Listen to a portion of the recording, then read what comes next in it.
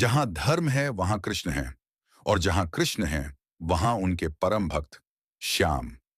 आज हम सुनेंगे उस वीर की कथा जिसने सिर कटाकर भी युद्ध देखा, जो मात्र 3 ही बाणों से पूरा संसार जीत सकता था, जिसने अपना सर्वस्व दान कर दिया धर्म के लिए। वह थे श्री श्याम बाबा। कहानी की शुरुआत होती है महाभारत के उसे युद्ध से, जिसमें दुनिया के सर्वश्रेष्ठ महारथी थे। कौन है यह खाटू वाला? पांडवों के पुत्र हुए भीम, भीम के पुत्र हुए घटोत्कच, घटोत्कच के पुत्र हुए बर्बरीक। उनका नाम बर्बरीक क्यों रखा गया? उनके बाल घुंघराले थे, बब्बर शेर की तरह, इसलिए उनका नाम बर्बरीक रखा गया था, जो माता मोरबी के पुत्र थे।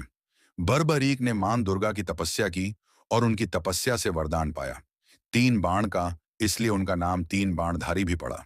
शक्ति मिलने के बाद उनकी इच्छा युद्ध में जाने की हुई। इन्होंने अपनी माता से कहा, मां, मैं महाभारत के युद्ध में जाना चाहता हूं। माता मोरवी ने बर्बरीक से 2 वचन लिए। पहला वचन हारे का सहारा बनेगा, दूसरा रास्ते में जो कोई कुछ भी मांगेगा तू उसे मना नहीं करेगा। अब मेरे शाम नीले घोड़े पर सवार होकर युद्ध की तरफ चल पड़े। घोड़े के दौड़ने की आवाज सुनकर सबका ध्यान कि श्याम बाबा की तरफ गया। अर्जुन ने श्री कृष्ण से कहा, माधव देखो, यह कौन है? यह बालक कोई साधारण बालक नहीं लग रहा। फिर श्री कृष्णा साधु का भेष बनाकर बर्बरीक के पास गए और बोले, बर्बरीक कहाँ जा रहा है? बर्बरीक बोले, प्रभु, जब आप मेरा नाम जानते हैं तो ये भी जानते होंगे मैं कहाँ जा रहा हूं। ब्राह्मण देवता बोले, ऐसी कौन सी शक्ति है तेरे पास जो तू इतने बड़े महायुद्ध में युद्ध करने जा रहा है? बर्बरीक बोले, प्रभु आज्ञा दीजिए। जो आप यह महायुद्ध और महारथी कह रहे हैं, मैं एक बाण चलाऊंगा और सारा युद्ध समाप्त हो जाएगा। ब्राह्मण देवता बोले, बेटा, बातें करनी आसान है, साबित करके दिखाओ तो मानूं। जो तुम्हें यह सामने पीपल का पेड़ दिख रहा है, उसके सारे पत्ते छेद कर दिखाओ। लाखों पत्ते थे, एक ही बाण से श्याम बाबा ने सारे पत्ते छेद दिए और अंत में वह बाण ब्राह्मण के पांव के ऊपर घूमने लगा। बर्बरीक बोले, प्रभु पांव हटा लीजिए, एक पत्ता आपके पांव के नीचे है। फिर श्री कृष्ण ने सोचा कि यह अगर युद्ध में गया तो यह एक एक को ढूंढ ढूंढ कर मारेगा। ब्राह्मण देवता बोले, बर्बरीक किसकी ओर से युद्ध करेगा? बर्बरीक बोला, प्रभु, मैं अपनी माता को वचन देकर आया हूं, युद्ध में जो भी पक्ष हारेगा मैं उसकी तरफ से युद्ध करूंगा। फिर ब्राह्मण देवता बोले, ऐसे तो युद्ध का निर्णय ही नहीं होगा। तू कौरवों की तरफ होगा तो पांडव हारने लग जाएंगे, तू पांडवों की तरफ होगा तो कौरव हारने लग जाएंगे। फिर बर्बरीक बोले, प्रभु मेरा मार्गदर्शन कीजिए, मैं क्या करूं? फिर साधु महाराज बोले, हे बर्बरीक, कलयुग में इस धरती के कल्याण के लिए एक शीश का दान चाहिए, और वह शीश का दान अभी किन्हीं 3 महापुरुषों में से एक का हो सकता है।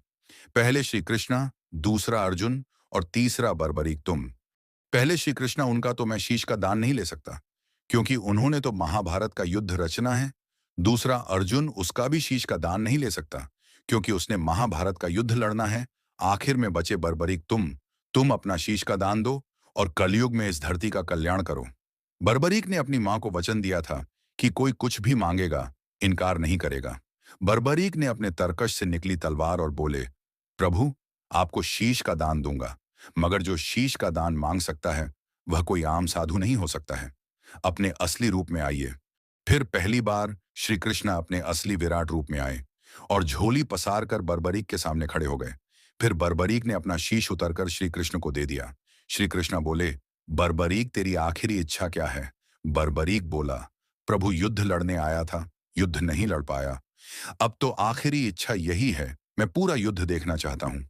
कन्हैया ने शीश को अमृत पिलाया और बोले, जब तक यह महाभारत का युद्ध चलेगा तब तक बर्बरीक तेरा शीश जिंदा रहेगा। और उस शीश को पहाड़ की ऊंची चोटी पर रख दिया, जहां से वह सारा युद्ध देख सकता था। युद्ध समाप्त हो गया। अब 5 पांडवों में लड़ाई होने लगी। युद्ध मैंने जिताया, युद्ध मैंने जिताया। 5 भाई श्री कृष्ण के पास आते हैं और कहते हैं, माधव, अब तुम ही फैसला करो, युद्ध में सर्वश्रेष्ठ कौन था, नहीं तो हम आपस में ही लड़कर मर जाएंगे। श्री कृष्ण कहते हैं, अर्जुन, मैं तो तुम्हारा सारथी था, मैं तो सिर्फ वही देख सकता था जो मेरे रथ के सामने होता था।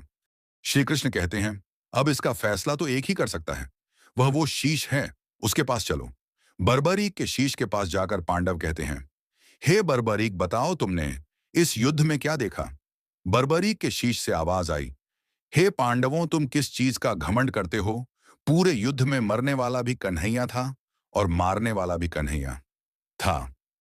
मुझे पूरे युद्ध में श्री कृष्ण का सुदर्शन चक्र चलता हुआ दिखाई दिया और द्रौपदी माता काली का रूप में लहू पीती हुई दिखाई दी। श्री कृष्ण को बर्बरी की यह बात इतनी पसंद आई कि श्री कृष्ण बोले, जो मैंने तुम्हारे शीश को महाभारत के युद्ध के लिए अमृत का पान कराया था, मैं उसे अमृता का वरदान देता हूं।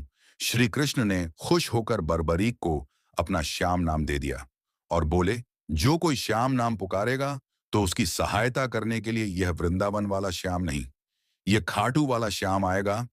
तूने अपनी मां को वचन दिया था कि तुझसे जो कोई कुछ भी मांगेगा तो उसे देगा। अब जो कोई पहली बार कथा सुनकर तेरे दरबार में आएगा और तुझसे मांगेगा, तू उसे खाली हाथ नहीं लौटे आएगा। और जैसे जैसे कलयुग बढ़ेगा वैसे वैसे तेरी पूजा हर घर में होगी हारे के सहारे की जय। महाभारत का युद्ध समाप्त होने के बाद खाटू श्याम के शीश का क्या हुआ, इसका वर्णन भाग 2 में होगा और इनका नाम खाटू श्याम कैसे पड़ा।